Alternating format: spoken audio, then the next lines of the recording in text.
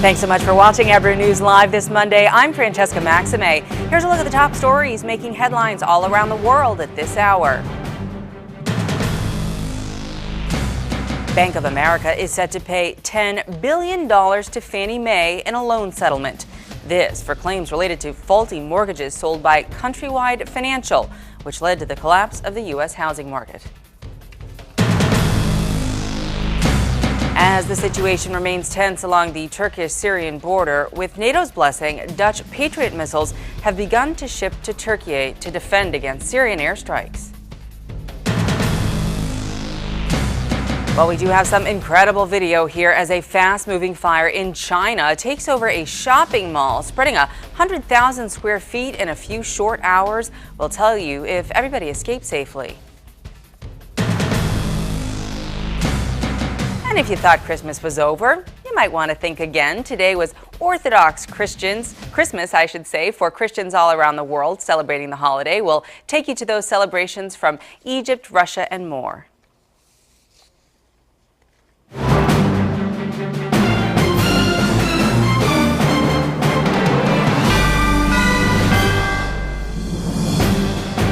Well, U.S. President Barack Obama is expected to nominate former Republican Senator Chuck Hagel, he's a Vietnam War veteran, to serve as his defense secretary, replacing Leon Panetta, who is now stepping down.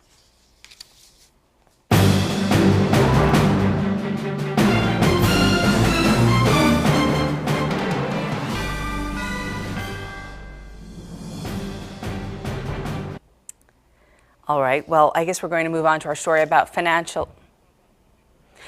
Bank of America.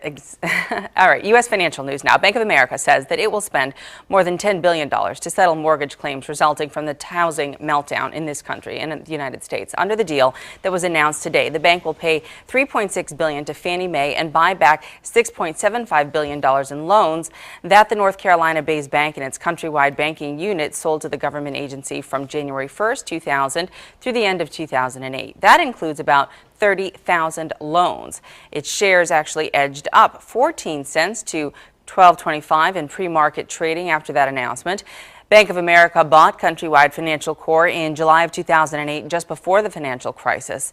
Countrywide was a giant in mortgage lending, but was also known for approving risky loans. Well, the real estate market in the U.S. has certainly suffered some huge blows in the last few years, but one part of Texas is rebounding as well, with home inventories in Houston at record lows. Houston saw home sales rise for the 18th consecutive month last November, according to the monthly report released by the Houston Association of Realtors. Trulia, an online real estate firm, said that strong job growth and a low number of properties available makes this city one of the hottest housing markets in the country. We're still seeing growth in oil and gas. We're seeing growth in construction. We're seeing growth in manufacturing. We're seeing growth in healthcare. We're seeing growth in transportation, retail, trade, utilities. Pretty much every sector in Houston is growing and growing fairly healthy right now. Homes are selling fast and construction is growing. With more people moving to the area for jobs, the current number of new homes stands at just over 36,000 to serve a population of 6.1 million.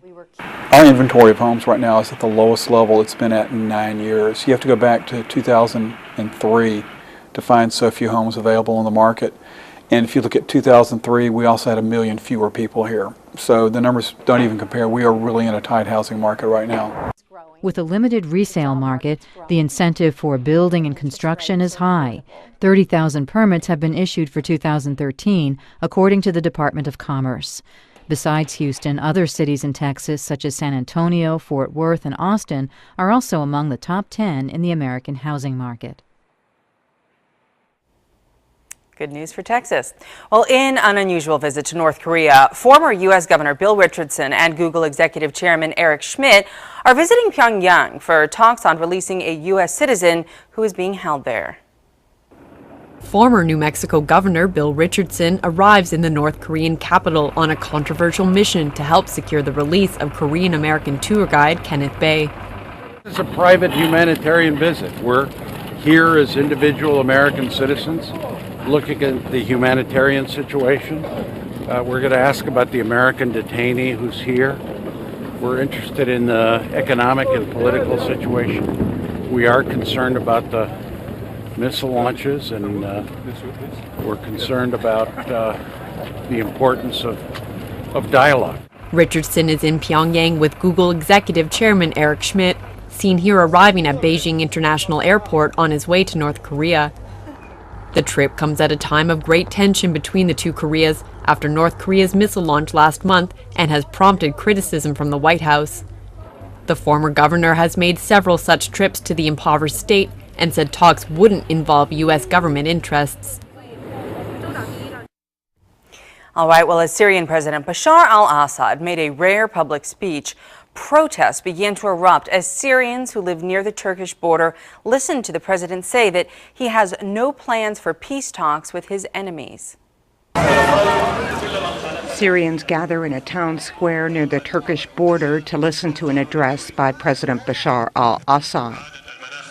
Assad says he's open for talks, but not with his enemies. People in the town don't like what they hear.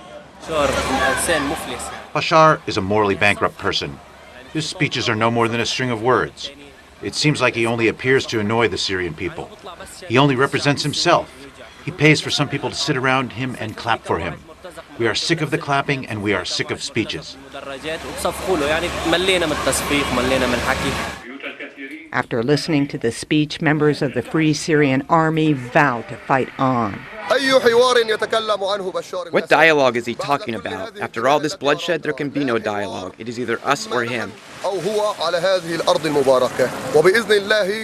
God willing, we will come to his presidential palace, so he should be ready for us. After the speech comes the protests. Residents walk through their town calling for an end to the regime.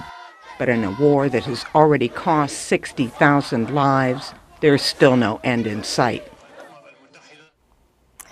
Well, today, the Dutch military began shipping its Patriot missiles to fellow NATO member Turkey to boost its air defenses amid the escalating war in neighboring Syria. NATO endorsed Turkey's request for the Patriot missiles on November 30th after several Syrian shells landed on Turkish territory. Last month, NATO said the Syrian military has continued to fire Scud-type missiles, although none had hit Turkish territory, and said the alliance was justified in deploying the anti-missile systems in Turkey. Ankara is supporting the Syrian opposition and rebels and providing shelter to Syrian refugees, and remains concerned about a possible spillover of the civil war in Syria. The missiles are scheduled to become operational by the end of this month. Well, angry protesters gathered outside the New Delhi court where 5 men accused of raping and killing a young student in the Indian capital appeared for a pre-trial hearing today. Many outside the capital's district court shouted angry slogans saying that they would not allow any lawyer to defend the accused. Meanwhile, a magistrate ruled that the media will not be allowed to attend pre-trial hearings or the trial of the 5 men. Hundreds of journalists, lawyers from other cases, and curious onlookers had crowded the courtroom where the 5 were to appear. Outside the courthouse complex, meanwhile, more than a dozen TV satellite trucks jammed the streets, and dozens of reporters were waiting for news. Today's hearing was expected to result in the case being sent to a special fast-track court. Well, in Venezuela, search efforts continue for a missing plane carrying Italian fashion executive Vittorio Missoni and his wife, as well as several others. Rescue efforts continue for the Italian fashion executive Vittorio Missoni, whose plane disappeared off the Venezuelan coast. Missoni, his wife, and 4 other people were on board this plane that took off last Friday from a resort in the archipelago Los Roques. Coast Guard officials say so far they don't have any clues. Up to now, the results of the search have been negative. However, the search will continue until the time determined by the search and rescue doctrine at the international level.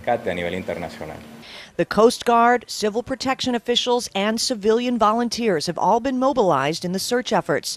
The Coast Guard said that the weather was clear when the plane departed and discounted the possibility that weather could have been a factor in the disappearance. 58-year-old Missoni is the oldest son of the founders of the fashion house, famous for its exuberantly colored knits. The brand will celebrate its 60th anniversary this year.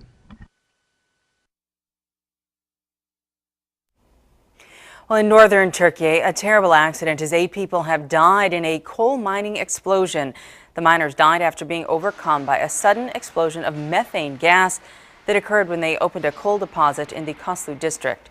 Now, rescue workers in northern Turkey recovered the bodies of 8 of those miners, but 1 person was recovered alive. Explosions and cave-ins are common in Turkish mines, particularly in privately run operations where safety regulations are often minimal. The worst accident happened in 1992 when 263 workers were killed. Well, in China, firefighters battled to put out a huge fire that engulfed a shopping mall in the northeast Chinese city of Harbin earlier today. The blaze was eventually put out and no casualties were reported. According to local media, the fire began at around 9 a.m. and swept through an area of about 100,000 square feet in just under 4 hours.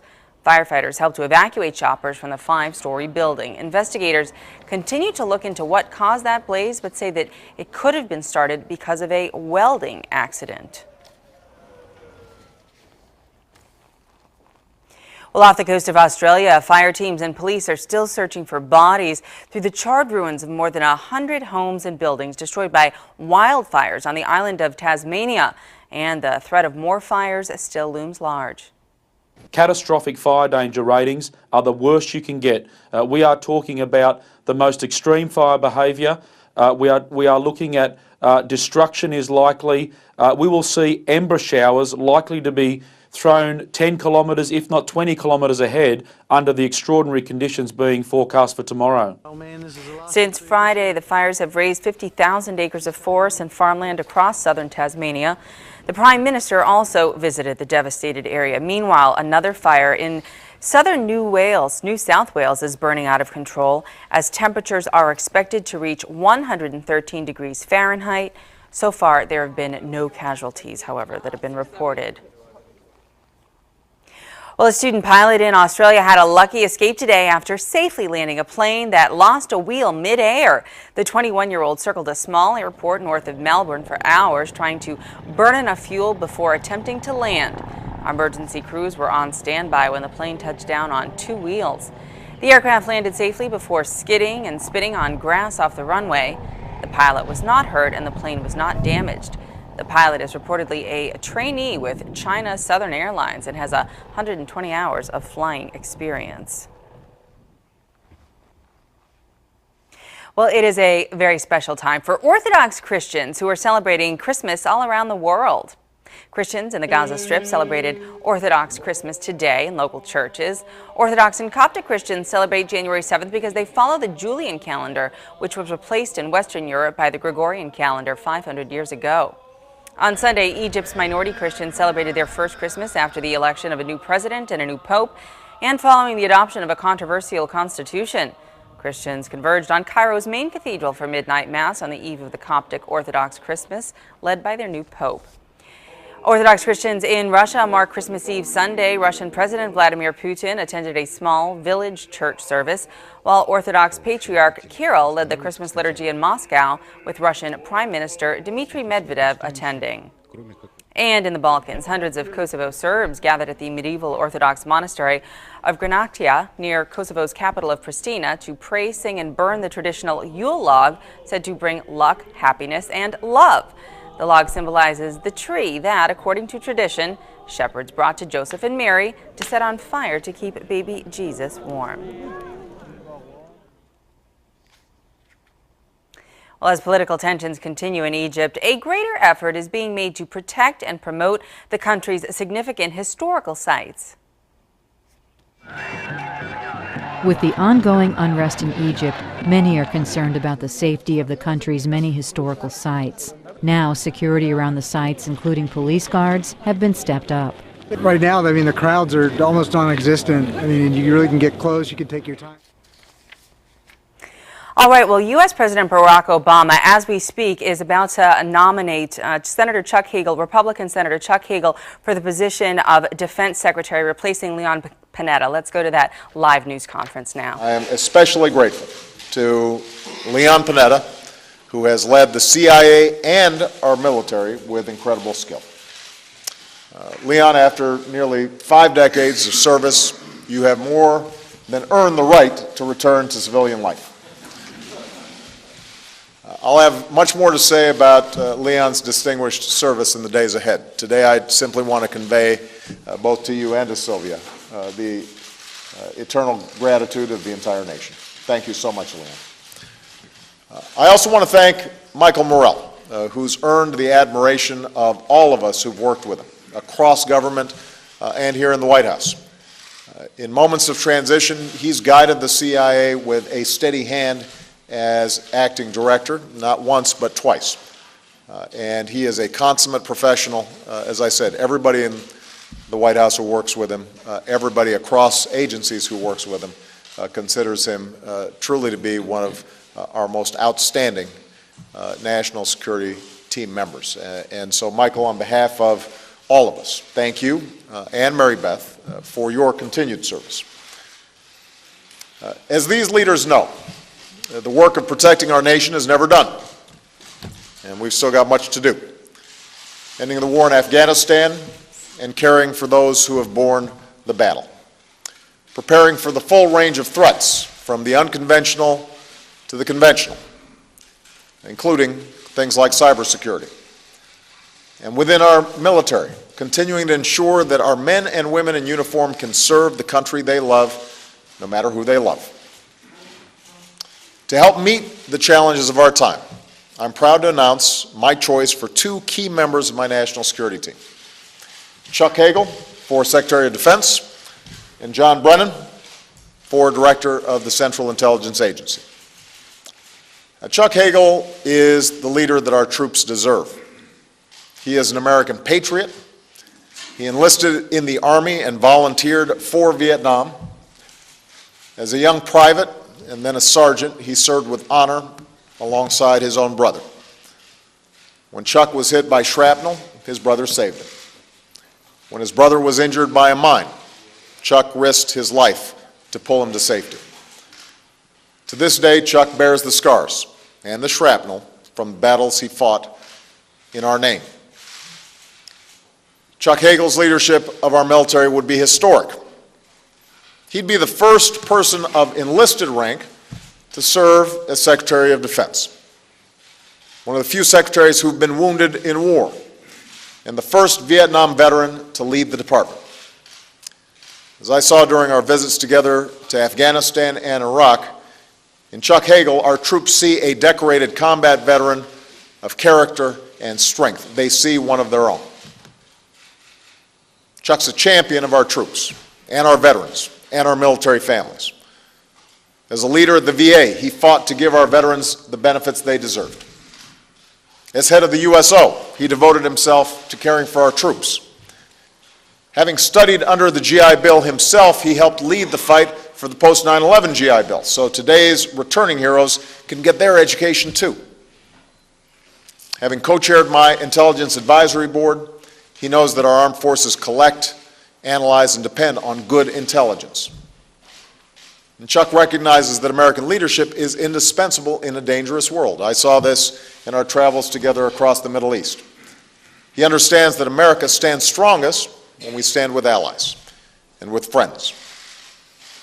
As a successful businessman, he also knows that even as we make tough fiscal choices, we have to do so wisely, guided by our strategy, and keep our military the strongest fighting force the world has ever known. Maybe most importantly, Chuck knows that war is not an abstraction. He understands that sending young Americans to fight and bleed in the dirt and mud, that's something we only do when it's absolutely necessary. My frame of reference, he has said, is geared towards the guy at the bottom who's doing the fighting and the dying. With Chuck, our troops will always know, just like Sergeant Hagel was there for his own brother, Secretary Hagel will be there for you. And finally, Chuck represents the bipartisan tradition that we need more of in Washington. For his independence and commitment to consensus, he's earned the respect of national security and military leaders, Republicans and Democrats, including me. In the Senate, I came to admire his courage and his judgment, his willingness to speak his mind, even if it wasn't popular, even if it defied the conventional wisdom. And that's exactly the spirit I want on my national security team.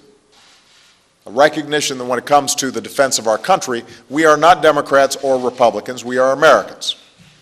Each of us has a responsibility, Chuck has said, to be guided not by the interests of our party or our president even, but by the interests of our country.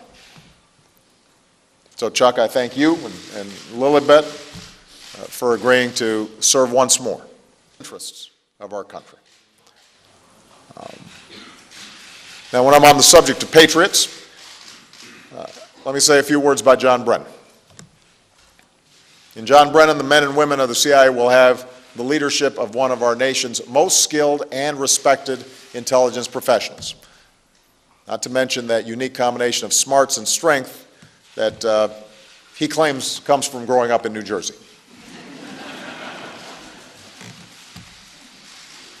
A 25-year veteran of the CIA, John knows what our national security demands. Intelligence that provides policymakers with the facts, strong analytic insights, and a keen understanding of a dynamic world. Given his extensive experience and travels, which include, by the way, traveling through the Arabian Peninsula where he camped with tribesmen in the desert,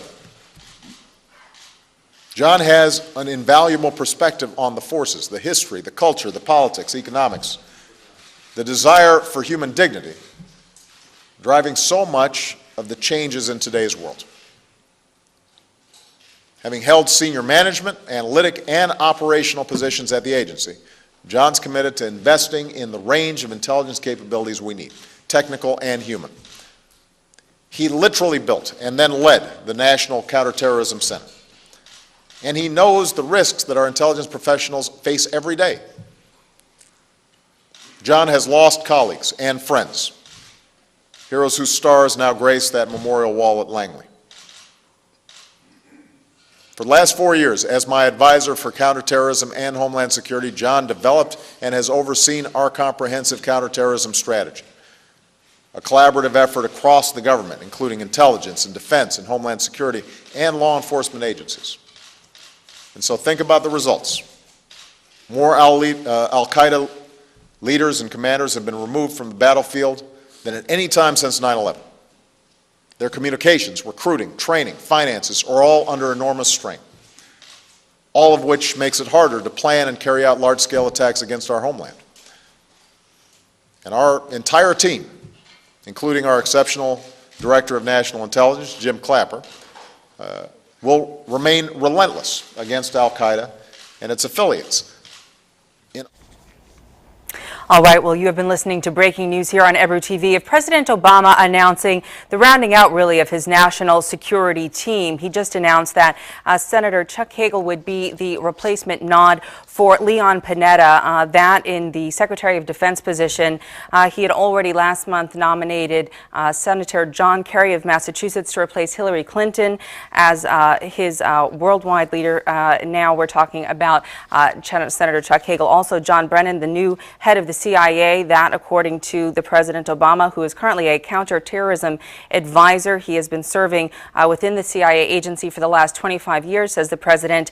Back to Chuck Hagel for one moment. He also served in the Senate, served in Vietnam, and also got 2 Purple Hearts, the President said, and has gotten some criticism for his opposition of the U.S.-led war in Iraq. He is the first enlisted rank to serve as the Secretary of Defense if he is nominated, although he does face confirmation of the Senate, and according to some sources, there may be some challenges there for a bipartisan critics that may not be happy with the president's selection. But Petraeus, Clinton, and Panetta are out. It sounds as though we may have Hagel, Brennan, and Kerry in, and that for the national security team under Obama for his second term. All right, moving forward now. He might not be hopping on a flight anytime soon, but in Australia, a kangaroo who was on the loose in the parking lot at Melbourne's airport did plenty to catch people's eyes, and finally he was caught and rescued by wildlife officers. A wild route chase at Melbourne Airport car park. This 3-year-old male eastern grey kangaroo had security officers chasing its tail, with no success.